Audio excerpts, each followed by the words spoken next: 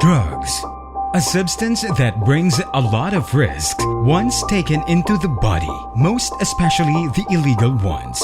These type of drugs floods the level of dopamine, a brain chemical that creates a happy feeling.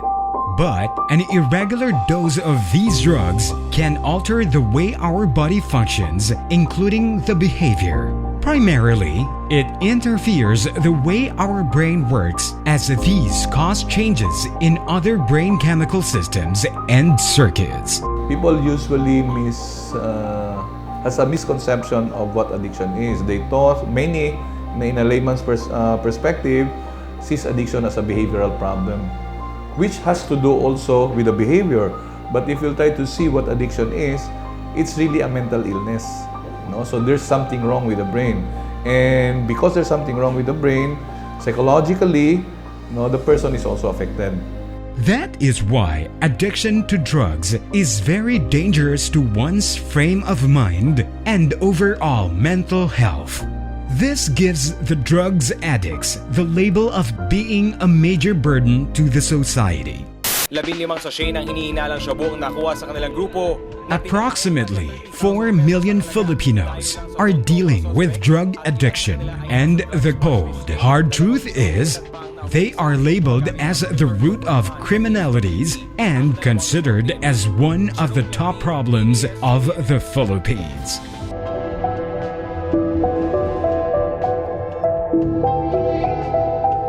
To diminish the drug menace, the government is constantly exerting efforts with a different approach. Numerous users have submitted themselves to authorities and are being offered with rehabilitation treatment. But the question is, will this guarantee their full recovery from drug addiction? The changes in the brain system caused by drug addiction can be persistent. Those who are undergoing a rehabilitation treatment are still at risk of returning to drug use. That is why drug addiction is also labeled as a relapsing disease. So, if we try to see in the whole, in the totality, when we talk about addiction, this is really an illness, a mental illness. So, this is where treatment comes in, because this is an illness. This is just like any other illness. It's just like a person having hypertension. It's a chronic illness. It will never go away, but it can be managed. So addiction is also the same. So we have to understand how to treat addiction per se, because most of us, in a layman's perspective, don't really understand how to treat addiction. Some would even see detoxification as a source. This is not that, because it's only a part of the treatment. Even going into rehab is not it, because treatment does not stop in rehab alone or treatment alone. So it has to go through. So we call it a continuing care plan. But Dr. Dong Sul Lee, chairman of the World Incurable Diseases Treatment Center, claims that this drug menace can be ended. Dr. Lee, who hails from Korea, came to the Philippines to do the special, fast, and effective way of healing all kinds of diseases, even drug addiction, through Braintouch. How? The Braintouch treatment will rewire the brain system of the drug users through Dr. Lee's expertise and wisdom. Dr. Dong Sul Lee is a certified acupuncturist. He finished his PhD in Oriental Medicine in Stanton University in California, USA. First time I study just acupuncture. Acupuncture is from head, skin to all foot, but acupuncture treatment just 10%, 20% cure. But Braintouch is 95% cure. For over 22 years, he has been traveling around the world to offer the holistic way of healing even the incurable diseases. Dr. Dong Su Lee is devoted to help the Philippine government in the battle of diminishing the drug menace in the country. In fact, he has been traveling around the world and visiting the rehabilitation centers to offer free Braintouch services to those who are dealing with drug addiction.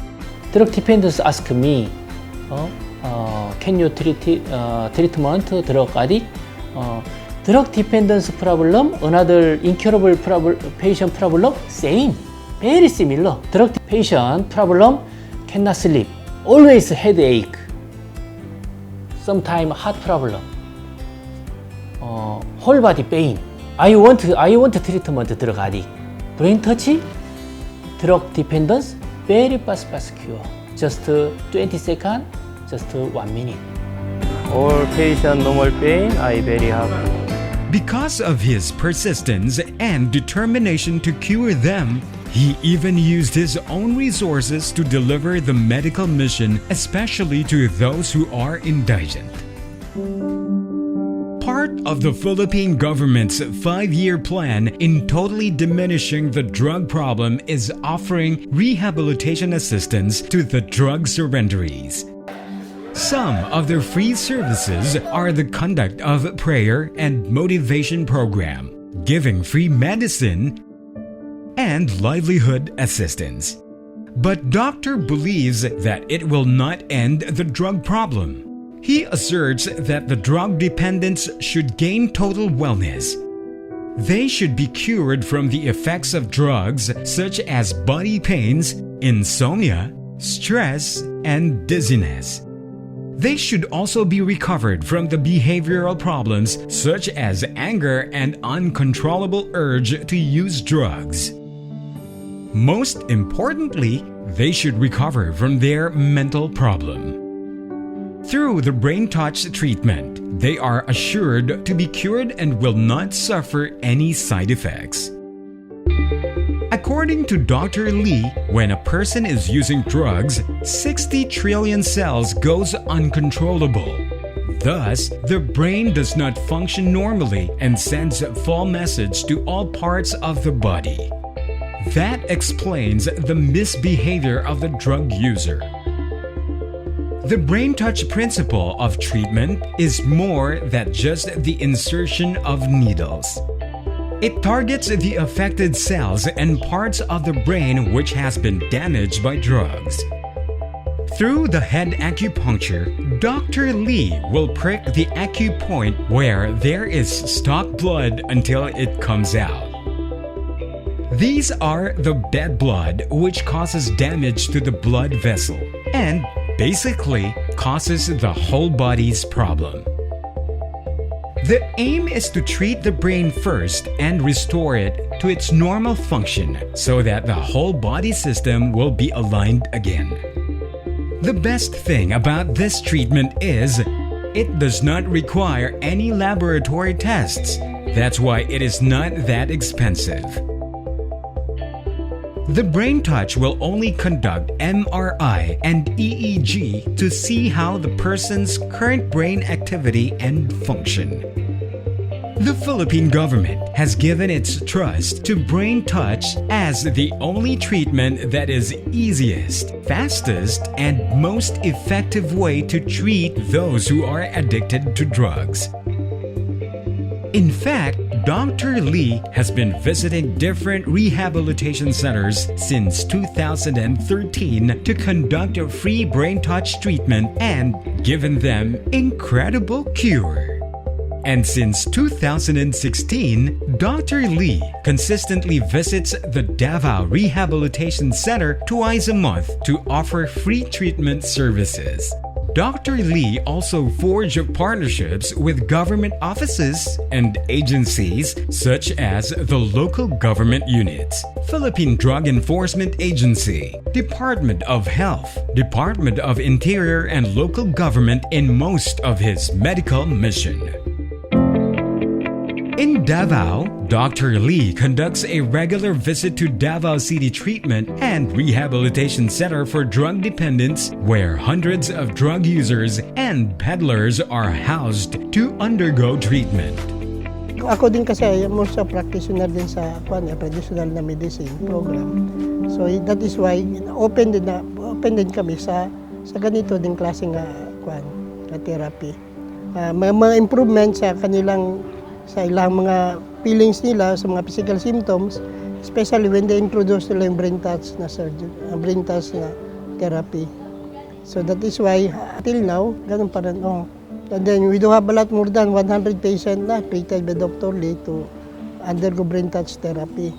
Ang Braintouch, dako kani siyang natabang sa residents, no? Dili magod pod sila tanan ang mo participate tungod kay makita magod dila nga tusok-tusok ko ng ulo. So amo na silang gina-encourage. Inaingnan jud na mo sila nga sa una lang ang sakit.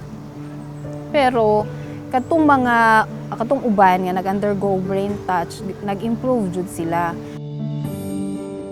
Sugod ko as a user, tapos pagka sunod-sunod naging pusher na kay dili na makuan sa gastuson pero nagpaligyan ako droga. Kauman doon sa nakulong na ko, abot ko sa jail. Dati sa jail ako ang blood pressure mabotog tag 200/130 to 160/120. Tapos naka-bargaining. Sa motong pag-abot na mo dire kay na Braintouch man dahil may kas pag-BP, pagpa-kuhan ako sa kong BP, baba na siya 120/70, 120/80. Di na siya asin mo taas. Okay na po na akong mga lawas, ganang bati-bati nga kapoy, ganang tapulan, ganang dati palatulog kayo ko, nawala-wala siya ba? Kaya ko nga normal na kayo ba? Wala po ko nag-take kayo ka ng medicine. So kay kinabuhi na mo, naganog nawala sa mo ang kinabuhi. Hapsa mo kinabuhi, halos na sa kulungan. Ang lisod yun kayo, dapat maundang na yun, droga. Ginagamit lang ko sa una. Dati nagdubin man ko dati. Edad pa ko mga 20s. Nag-ain ko, tapos nawala to akong source. Na-apply na ko shabu. Mao to, sige gamit. Pag nawala na po ako memorya, pag kahuma na to, maligyan ako. Tungod kay wala pang gamit. Pagtao na po ko sa jail, pait akong gihimtang dito. Tulog mig, nang ipit kayo, init, igang, ratanan. Mga ubag-ubag sa lawas. Ando rapi lang bargaining. Naabil ko, parehab me. 1 week before, naada yun ang Braintouch. Primero hadlok ko. Yung yun sila sakit daw. Pero okay man sa akong paminaw. Nawala nga akong high blood pressure mangog ko. Minti ko gina-BP diri. Everyday. Karon action na siya normal. Hindi ko kakulbaan. Nawala na. Sayo na po ko katulog. Dami na akong tulog. Sayo ko kamata. 6 times na ako ang pag sunod na po na ni mabuti na po na Braintouch mo apil lang yapon ko. Para maulian na jud sakto. Sa mga ubano, anang ayaw na mo paggamit. Ayaw na mo pamaligya. Pait yung kayo mapriso. Di lalim sa prisuhan. Nakatanan. Pait. Kahimtang dito. Undangin na ninyo. Salamat lang yapon ko sa Ginoo kay buhi yung yapon ko niya. Ang uban, nangamatay na. Feeling na ako kanang mawala akong problema. Kaya marijuana mo ang ginagamit. Alive kay ko kanang happy. Pag mawala akong depressed. Dad na pagdakop sa ko na butang ko sa pag-asa o pagkaman sa pag-asa, 3 months ko sa pag-asa o gibaling ko sa DCTRCDD kung dili ko minor na dakpa na sa jail ko. Pasalamat ko sa DCTRCDD na ito ko ni rehab kung wala ni na naanta ko karon sa jail. Salamat ko na minor pa ko. Dili jud daling na magunsayod madakpan. Sugod lami kay magdroga pero sorry yung pagsisisi. Lain sa akong buot na pag akong kaugmao na guba. Pag abot na ko dila, Braintouch ko, gi-offer na lang Braintouch na libre kay sa gawas mahal ko. Sayang po yung opportunity na pa-Braintouch sinambod ko. Feeling na ko, mawala akong stress o kanang lami sa lawas. Mga pain ako na gibati, mawala sad. O kaya init sa akong ulo, ma-relax po. Makauna na ag tarong. Ligid mayo ang drugs yun. Dahil yun, makadulot yun, makagubaog kanang sa family. Makawala og trust sa family. Kung lami siya pero sa uli pod, magsisipod ka. Sa karon pa lang daan na dangal lang jud kay pag-focus na sa pag-eskwela. Sa bata pa ko na ko yung ginamit tinas nga tambal. Naundangan lang ni siya. Sa nagedad na ko 12 years old. Makabalo na ko mudala kung saan siya. Pero dili ginawala ang kanang maglugos kog hinga. Kining matake siya. Kining murag tuslukon og dagom imong heart. Naagi na siya. Mga nabantayan ako na sa kuha, mga sa isa ka tuig. Mula katulo siya mo atake sa kuha. Antod na nag-take og marijuana na ba? Pag take ng marijuana, kanang okay akong ginawa ba? Maka-comfortable kay kong kuan. Mao ginang isa ka mga rason sa maong gamit ko ng marijuana leaves. First time na pag-apil, sakit yun siya kay tusukon og dagong imong kuan ulo. Pero after ato, inglabay ang one day, sugwapo man ang paminaw kay murag ang akong kuan, imbalik ang akong pagka-hyper ba. Sa luya jud kog lawas jud. Behon jud ko, dili ko nagadulag basketball. After mga 3 ka bisis sa siguro, so nagadula na og basketball. Kay sa gawas jud wala jud gadulag basketball. Kaya dali na magkakon good, magkulong ginawa. Sukat pagbintas na wala na ako karamdam sa kong kuan heart nga atake gani siya. Bisa jud kay matake gani mo nang bisan sakit ng braintouch, sakit sa ulo. Nagpa-kuan jud ko pagbintas jud ko. Katong gagamit sa mga na sila'y katuyuan silang lawas, siguro ipaagi lang ko lang ito sa kuan sa doktor sabay usaba ang mayo nga itong itik. Nagagamit kog drugs since nagsugod, 13 years old ko. Antod sa nag-high school ko, nagana og mga batchmate nga nasugapa sa school. Sugod na og marijuana.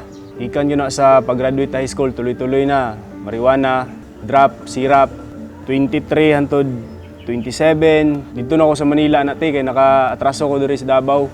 Sige trabaho dito, sige droga, hantod sa nakasala na pud ko dito, nakadunggab ko. Dito na ako nila gi-withdraw og usab. Uli na pud ko diri sa Davao.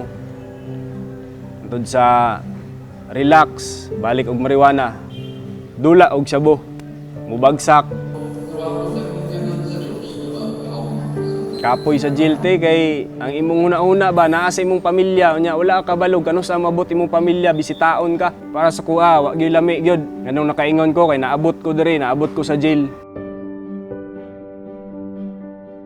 Primerong bulan ako diri kanang nag-reflect mi diri mga kanang mga adlaw ti 3 days nga reflection pag abot na mo diri kaning mga residente dili na mo maistorya bawal may mo istorya sa ilaha. Murag gyapon pag-abot na mo sa jail ba kinahanglan maniid sa mi unsay katikaran antud sa kabalo nga ingon ani ang sistema. Pero dili gyud maiwasan nga ma-trigger ka diri te imong pagkamaldito ba mo gawas gyapon diri kay naa pud kay mga maldito nga kasabayan diri. Agit-agiton ka ba? Kumidyar gyud ito pag-abot na ko karon nga kuan ba stage. Kinani ra day sistema day.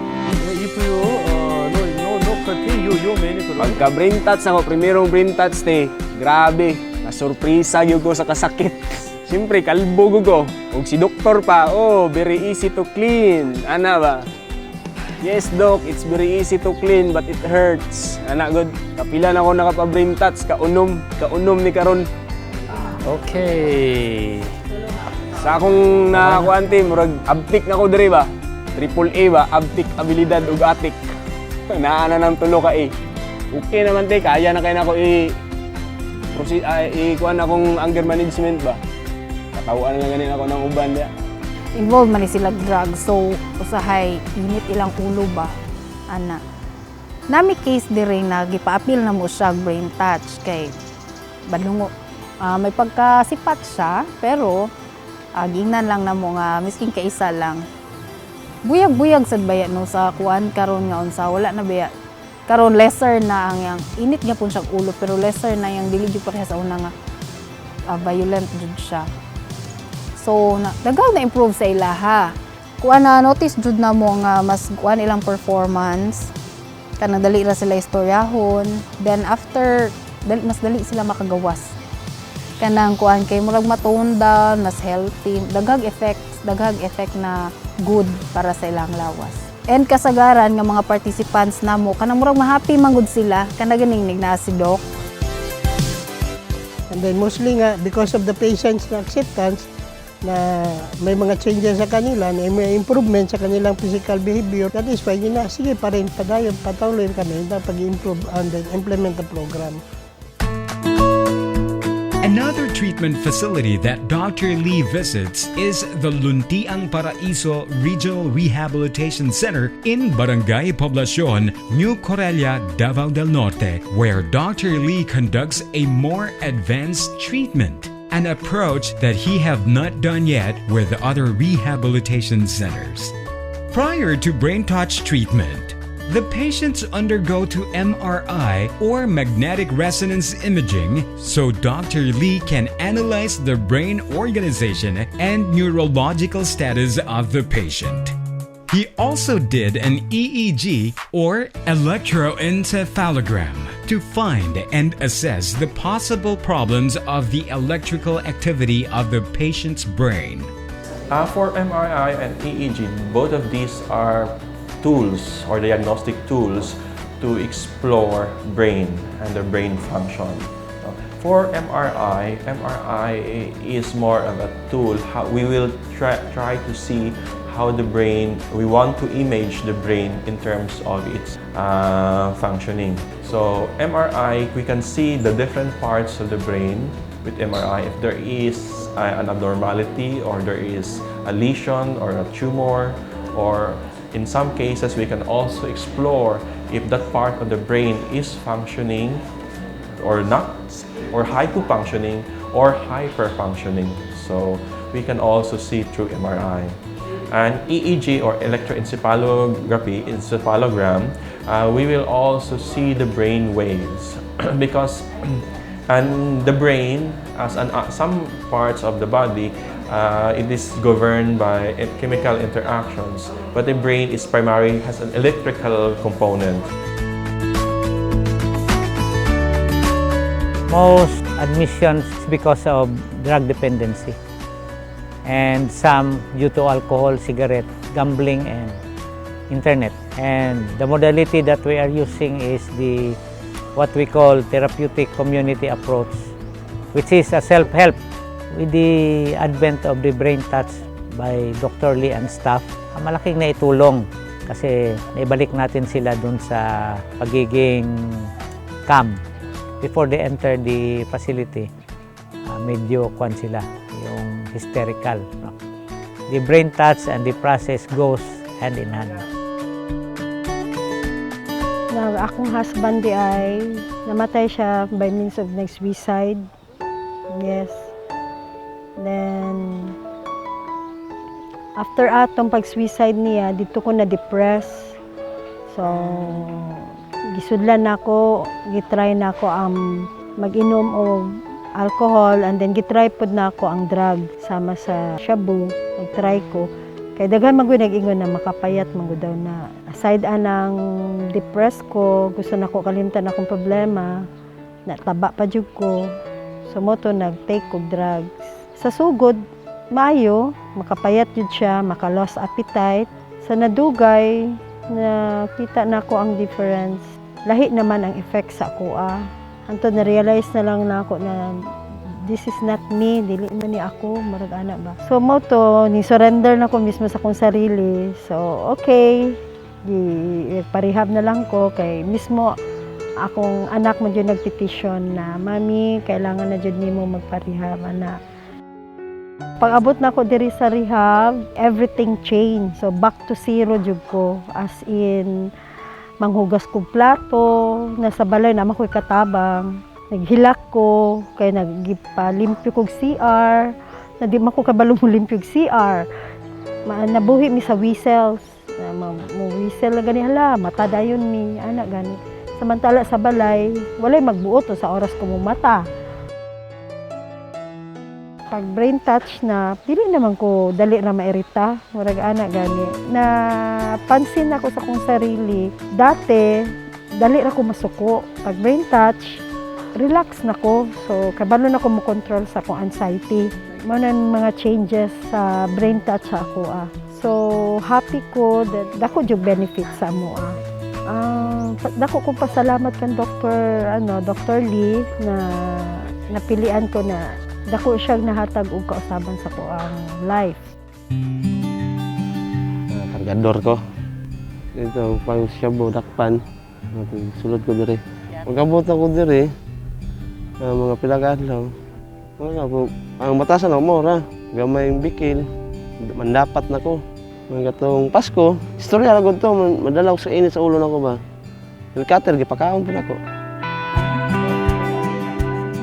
Pag suko sa Braintouch good, dito ko na usab mayo. Kabalo na ko pailog, ubos, balo na ko.